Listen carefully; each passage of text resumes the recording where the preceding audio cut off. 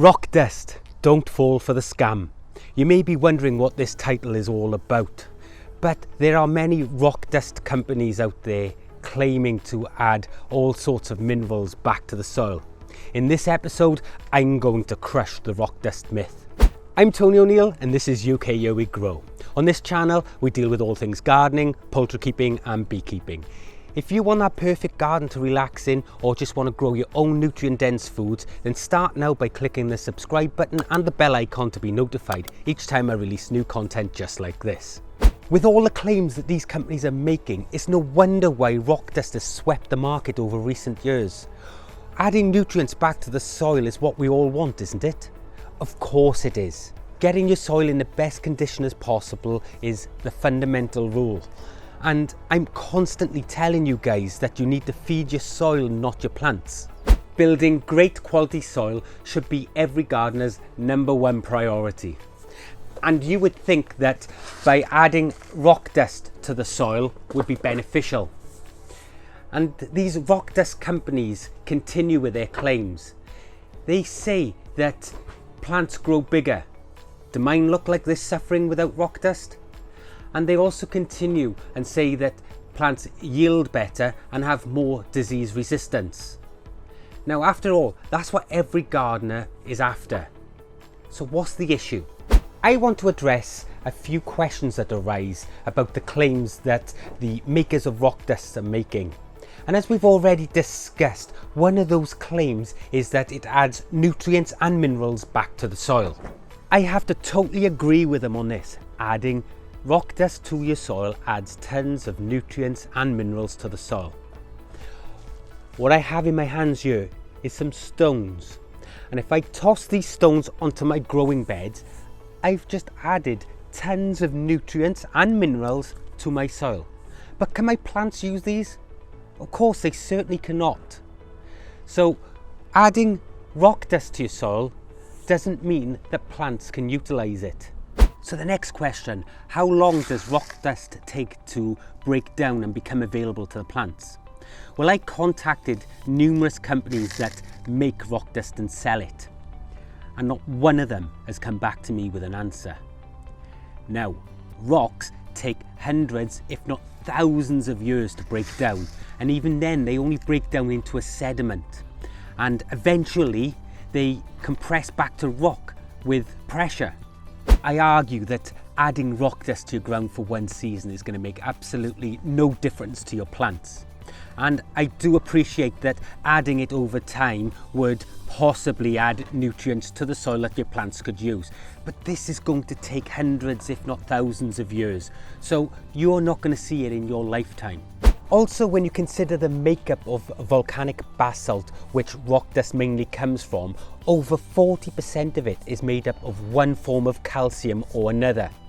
Now, over time, this could turn your ground alkaline because calcium will be the first constituent to break down as it's water soluble. Another claim these companies are making is that there are over 75 trace elements and minerals. But that would only make up just under 1% of the bulk. The rest of it is made up from inert dust. Furthermore, of that 1%, most of it would never be used by plants anyway, as plants only use micro amounts of trace elements and minerals. With all these claims, I wonder how any of us ever grew any plants at all without rock dust.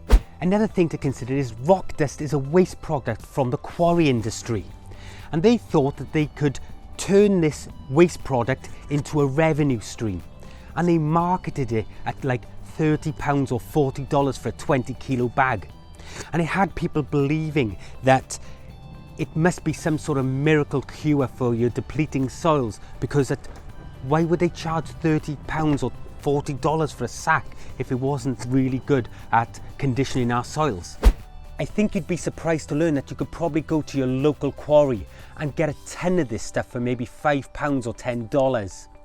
But these companies were really smart. They had fantastic marketing teams and they were able to market this product as a fantastic soil conditioner.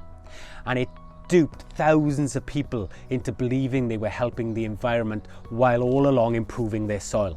Now, I'm fully aware that there are many gardeners out there, some friends of mine, that will swear by rock dust, but the science and the physics just doesn't support it over the short term.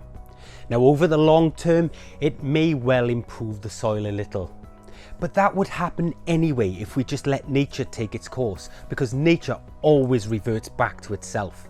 Don't get me wrong though, throwing kilos of rock dust over your garden does one good thing. If nothing else, it adds drainage to the ground.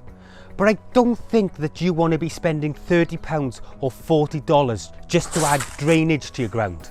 Now I know that some of you believe totally and utterly in rock dust, and I really respect your views.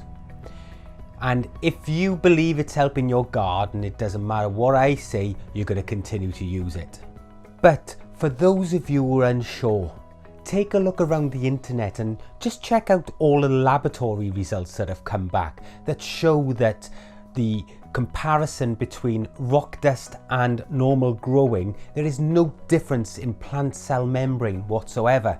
For me, your hard-earned pounds or dollars would be much better spent if you were to go and spend it on compost or some well-rotted cow manure that would really do some good to your garden soil, because this stuff will add nutrients, it will add minerals, and not only that, it adds organic matter which helps your soil to really hold on to moisture.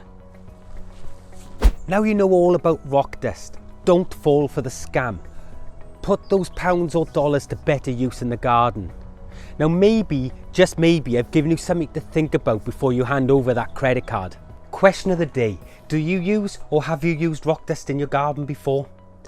Listen, I'm under no illusions that I may have upset some people with this video, but I think that this topic deserves a bigger, broader discussion. So why don't we do that?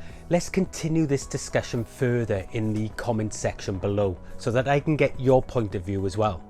Don't forget to give this video a thumbs up, and if you've enjoyed this video, you can subscribe here. And once you've done that, you can continue the journey by watching one of the other videos here. I'm Tony O'Neill, this is UK Here We Grow, and remember folks, you reap what you sow. I'll see you in the next one. Bye bye.